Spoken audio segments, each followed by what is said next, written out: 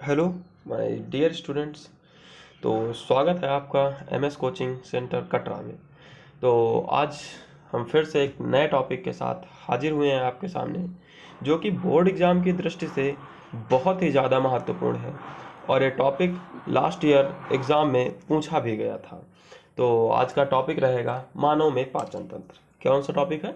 मानव में पाचन तंत्र, मतलब कि मानव में पाचन कैसे होता है, इस बात पर आज हम टिप्पणी करेंगे। हालांकि इस टॉपिक को मैंने हाल ही में अपनी क्लास में पढ़ाया है, लेकिन हमें समझ में नहीं आ रहा था कि मैं किस टॉपिक पर वीडियो बनाऊं। तो आप लोगों को आगे जिस टॉपिक पर भी वीडियो चाहिए हो, आप लोग कमेंट बॉक्स में कमेंट कर देना, ठीक है। तो चलते हैं आगे, और अगला वीडियो तभी आएगा जब आपके 200 व्यूज़ कंप्लीट हो जाएंगे। तो चलिए चलते हैं, ठीक है। और इस हम्म तो हम पाचन शुरू करने से पहले कुछ बातों को समझ लेते हैं। कुछ बातों को मतलब क्या, हम जानते हैं कि जो पाचन होता है उसमें कुछ ना कुछ रस कार्य करते हैं। तो चलिए समझते हैं बात को। हमारे शरीर में कुछ ग्रंथियां होती हैं। क्या होती हैं? ग्रंथियां। ग्रंथियों का मतलब ये है कि ये एक प्रकार से मांस के टुकड़े ही होते हैं, छोटे छोटे टुकड़े होते हैं। और हमारे शरीर में बहुत सी ग्रंथियां पाई जाती हैं। हालांकि ग्रंथियां भी दो प्रकार की पाई जाती हैं। कौन कौन सी? एक अंतःस्रावी ग्रंथि पाई जाती है और एक बाह्यस्रावी ग्रंथि पाई जाती है, ठीक है। तो हालांकि अभी ग्रंथियां हमारा चैप्टर नहीं है, तो हम उस पर बहुत ही कम बात करेंगे। और हमारा जो टॉपिक है मानव में पाचन तंत्र, उस पर हम विधिवत चर्चा करेंगे। तो इन ग्रंथियों से क्या निकलता है? इन ग्रंथियों से निकलता है रस, और रस में क्या होता है? एंजाइम। और एंजाइम क्या करता है? तो एंजाइम मदद करता है भोजन के पाचन में। किस बात में मदद करता है? भोजन के पाचन में मदद करता है। तो उम्मीद है कि ये बात समझ में आ गई होगी। तो बगैर एंजाइम के पाचन होना बहुत ही मुश्किल हो जाएगा। और ग्रंथियों की संरचना भी बनाई गई है, कुछ इस प्रकार से ग्रंथियों की संरचना होती है।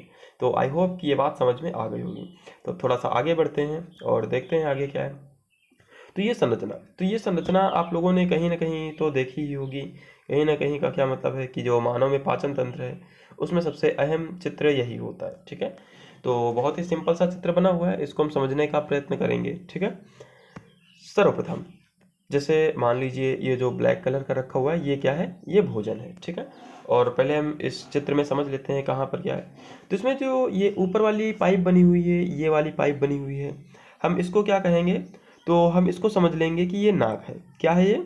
ये नाक है, ठीक है। ये जो ऊपर ये बना हुआ है, ये नाक वाली संरचना है, ठीक है। यहाँ से ये नाक का छेद है, ठीक है। हम्म और उसके बाद ये जो नीचे वाली संरचना बनी है, ये मुंह है, ठीक है। ये ऊपर नाक है, नीचे मुंह है। अब ये नाक से कोई चीज़ गई तो ये यहाँ पर आई, मुंह से गई तो भी ये यहाँ चीज़ आई, ठीक है। मतलब ये एक ऐसी जगह पर है, ये बीच में, जहाँ पर नाक और मुंह दोनों का मिलन हो रहा है। इसको हमने श्वसन तंत्र में भी बताया था, जिसको क्या कहते हैं? फेरिंग्स। अब इसी की मदद से क्या होता है? ये भोजन यहाँ नीचे आ गया, नीचे इस तरह से आ गया। अब ये जो लाइन है, इस पाइप को हम कहते हैं क्या? ओसोफेगस या फिर ईसोफेगस, जिसको हम फूड पाइप भी कहते हैं, ठीक है। और ये यहाँ पर ग्रसनी होता है, और ये ग्रासनाल भी इसको कहा जाता है, ईसोफेगस, ठीक है। अब ये जो बनी हुई संरचना है, इसको क्या कहेंगे? ये होता है अमाशय। क्या होता है? अमाशय।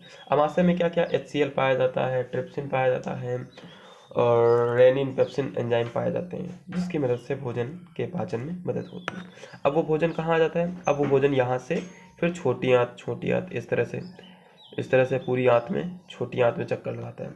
और छोटी आंत के बाद फिर ये कहाँ चला जाता है? बड़ी आंत। और बड़ी आंत से फिर कुछ इस तरह से जाने के बाद ये क्या हो जाता है? ये यहाँ से बाहर हो जाता है। ये इस प्रकार से यहाँ से बाहर निकल जाता है, ठीक है। तो उम्मीद है कि आप लोगों को इतनी बात समझ में आ गई होगी, ठीक है। अब हम आगे थोड़ा सा चलते हैं और समझते हैं कि आगे इस टॉपिक में क्या क्या दिया गया है, ठीक है। हम्म तो यहाँ पर सारी बातें लिखी हुई हैं। हम सारी बातों पर थोड़ी थोड़ी चर्चा कर लेते हैं, ठीक है। हालांकि गला खराब होने के कारण आवाज़ सही नहीं आ रही है, लेकिन फिर भी थोड़ा सा मैनेज कर लीजिएगा, ठीक है।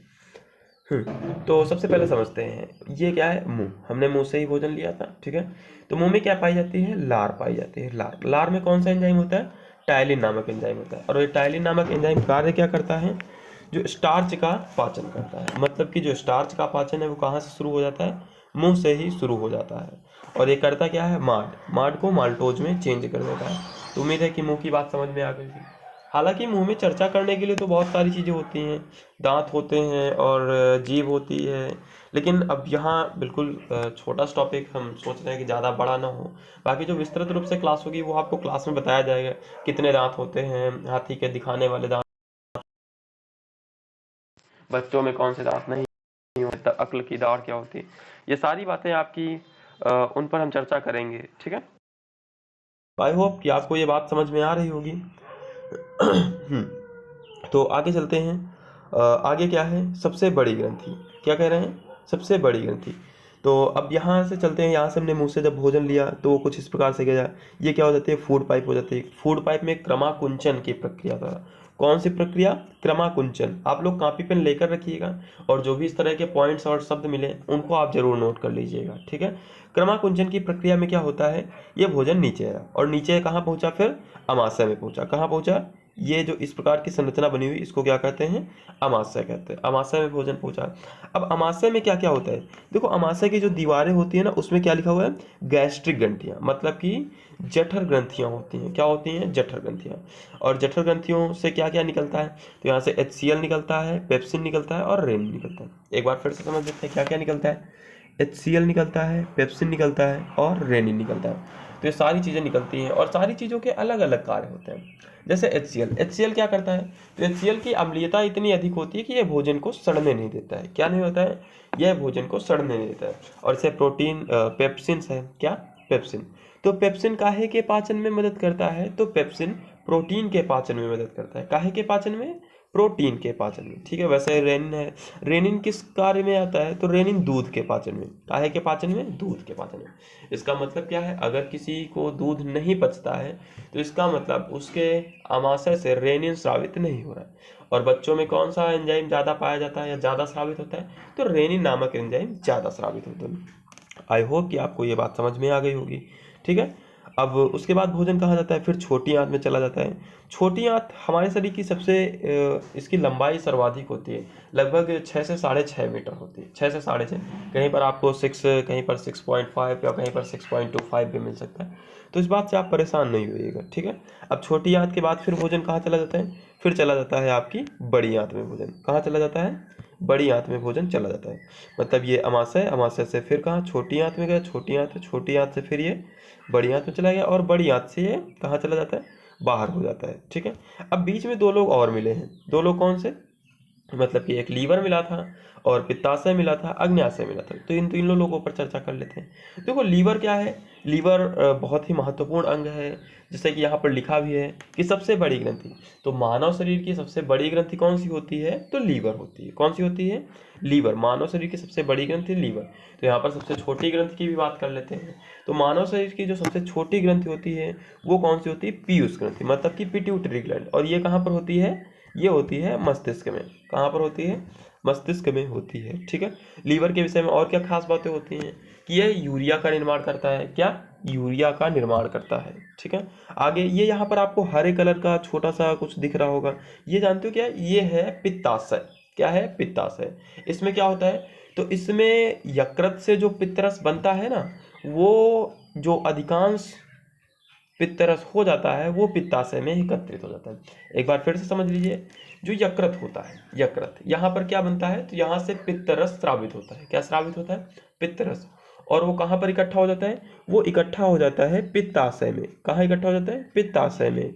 बात समझ में आ रही है। और उसके बाद जो अधिक हो जाता है वो चला जाता है छोटी आंत में। ठीक है, आगे चलते हैं। आगे थोड़ी सी अग्न्याशय पर चर्चा कर लेते हैं। अग्न्याशय कहाँ पर है, अगर आप गौर से देखोगे ना तो अमाशय और बड़ी आंत के पीछे आपको एक पत्तीनुमा संरचना दिख रही होगी। ठीक है, और उसका कनेक्शन ये देखो, जो नीली पाइपें दिख रही हैं इनसे दिख रहा होगा। ठीक है, अब अग्न्याशय का कार्य क्या होता है, अग्न्याशय एक रस निकालता है जिसको हम ट्रिप्सिन एंजाइम कहते हैं। क्या कहते हैं, ट्रिप्सिन एंजाइम कहते हैं, जो करता क्या है, पेप्टोन्स को अमीनो अम्ल में चेंज कर देता है। छोटी आंत में भी यही कार्य होता है और छोटी आंत के भी बहुत ही ज़्यादा महत्वपूर्ण कार्य होते हैं। जैसे कि मतलब ये भोजन के अवशोषण में बहुत हद तक मदद करता है।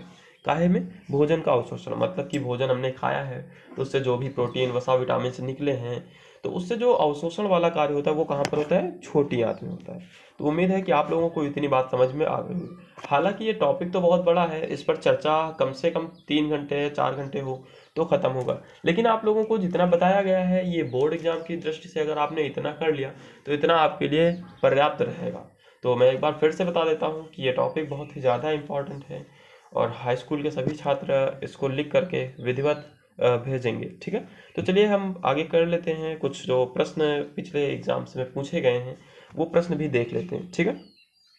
तो पाचन तंत्र पर जो भी इम्पोर्टेंट क्वेश्चन लास्ट ईयर पूछे गए हैं CGL में, CHSL में और MPPSC में, उन सब पर हम चर्चा कर लेते हैं, ठीक है। तो पहला प्रश्न क्या लिखा हुआ, मानव शरीर में पाचन का अधिकांश भाग किस अंग में होता है, ठीक है। मानव शरीर में पाचन का अधिकांश भाग किस अंग में होता है, ठीक है। तो इस प्रश्न का आप लोग उत्तर बताइए। तो इसका उत्तर होगा छोटी आंत। क्या होगा, छोटी आंत, क्योंकि छोटी आंत ही सबसे ज़्यादा लंबी होती है और मानव शरीर में पाचन का अधिकांश भाग किस अंग में होता है, छोटी आंत में। अगला प्रश्न क्या कह रहा है, मानव पाचन तंत्र का हिस्सा नहीं है। तो यकृत बिल्कुल मिला था, पित्ताशय बिल्कुल मिला था, आंत बिल्कुल मिला था, कौन सा नहीं मिला था, कॉर्निया। इसका मतलब जो कॉर्निया है वो पाचन तंत्र का हिस्सा नहीं है, ठीक है। आगे क्या लिखा है, अधिकतम पोषक तत्व रक्त में कहाँ अवशोषित किए जाते हैं। तो हमने ये एक बताया था ना कि भोजन के अवशोषण सर्वाधिक कहाँ पर होता है, तो ये होता है छोटी आंत में। हालांकि ऑप्शन इसके कट गए हैं लेकिन कोई बात नहीं। और एक जो प्रश्न है आपके बहुत ही ज़्यादा इंपॉर्टेंट है, इस क्लास को आप लोग अधिकतम से अधिकतम शेयर कीजिएगा। आगे चलते हैं। आगे लिखा है लार में कौन सा एंजाइम पाया जाता है। तो ये तो सभी को पता होगा, कौन सा एंजाइम पाया जाता है, तो टायलिन नाम का एंजाइम पाया जाता है। कौन सा एंजाइम, टायलिन नामक एंजाइम पाया जाता है, ठीक है। तो अगले प्रश्न पर चलते हैं। पेट में भोजन पचाने के लिए निम्नलिखित में किसकी खास आवश्यकता होती है, किसकी, हवा, पानी, एंजाइम या फिर खनिज। तो इसका उत्तर कौन सा होगा, एंजाइम होगा, ठीक है। ऊपर वाले में टायलिन था, ठीक है। नीचे लार किसके पाचन में मदद करती है, ठीक है। तो लार बताया गया था आपके स्टार्च के पाचन में मदद करती है, ठीक है। तो चलते हैं आगे अगले प्रश्न पर।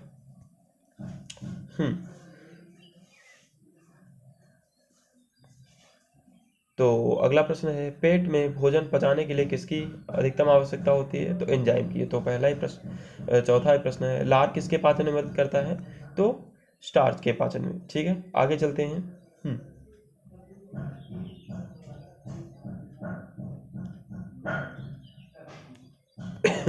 आगे लिखा है, मानव के अमाशय में एक्स अम्ल उत्पन्न होता है जो भोजन के पचाने में सहायता करता है, ठीक।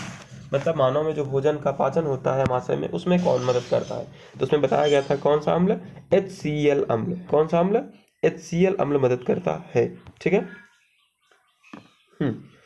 तो कौन सा, हाइड्रोक्लोरिक अम्ल इसमें सही हो जाएगा। पचे हुए भोजन से विषैले पदार्थों को कौन सा अंग चूसता है, तो यहाँ पर आपका जो सही उत्तर होगा वो होगा यकृत। कौन सा होगा, यकृत। यकृत में ही बताया गया था ना कि यूरिया बनता है, तो ये कार्य वहीं पर होता है। पेप्सिन एक कारक है, तो पेप्सिन क्या है, एक प्रकार का क्या है, पेप्सिन आपका एंजाइम है, ठीक है। पेप्सिन आपका क्या है, एंजाइम है। चलते हैं अगले प्रश्न की ओर। तो अगले प्रश्न वही हैं, ठीक है। हाँ, ये भी वही प्रश्न है। आगे लिखा है, पाचन क्रिया में सब प्रोटीन निम्नलिखित में से किस पदार्थ में बदल जाता है। तो प्रोटीन किस पदार्थ में बदल जाता है, तो प्रोटीन आपका चेंज हो जाता है काहे में, तो जिसको कहते हैं अमीनो अम्ल में। काहे में, अमीनो अम्ल।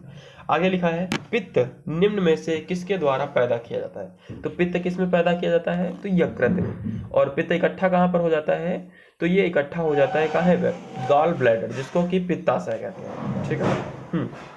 बाइल, पित्त जमा कहाँ पर होता है, तो ये जमा होता है कहाँ पर। अब इस प्रश्न का उत्तर आप लोग कमेंट बॉक्स में देंगे, ठीक है। इस प्रश्न का उत्तर आप लोग कमेंट बॉक्स में देंगे। तो उम्मीद है कि आप लोगों को ये वीडियो समझ में आया होगा और आप लोगों ने ये भी देखे होंगे कि ये जो प्रश्न पूछे गए हैं ये सारे के सारे प्रश्न किसी न किसी एग्जाम्स में पूछे गए थे और हमने जस्ट मुश्किल से 15 मिनट के टॉपिक में ये सारी बातें समझ ली हैं। और ऐसे वीडियो अगर आप और चाहते हैं तो आप कमेंट बॉक्स में कमेंट करें और अगला वीडियो आपके 200 व्यूज होने पर ही बनाया जाएगा, ठीक है। तो आई होप कि आप लोगों को समझ में आया होगा। तो जितने भी छात्र कंपटीशन की तैयारी कर रहे हो या फिर वो कक्षा 10 में हो, तो आप लोग इस वीडियो को देख सकते हो और इस वीडियो का लाभ सुनिश्चित कर सकते हो। तो इसे अपने दोस्तों के साथ ज़रूर शेयर करें और हाँ, इस चैनल को सब्सक्राइब जरूर कराएं, क्योंकि जिस दिन से 1000 सब्सक्राइबर हो जाएंगे उस दिन से आपको लाइव क्लासेस भी मिलना शुरू हो जाएंगी। तो चलिए, तब तक के लिए धन्यवाद। और आई होप कि आप लोगों को जो भी बातें बताई गई हैं वो विधिवत समझ में आई होंगी। तो चलिए, तब तक के लिए धन्यवाद।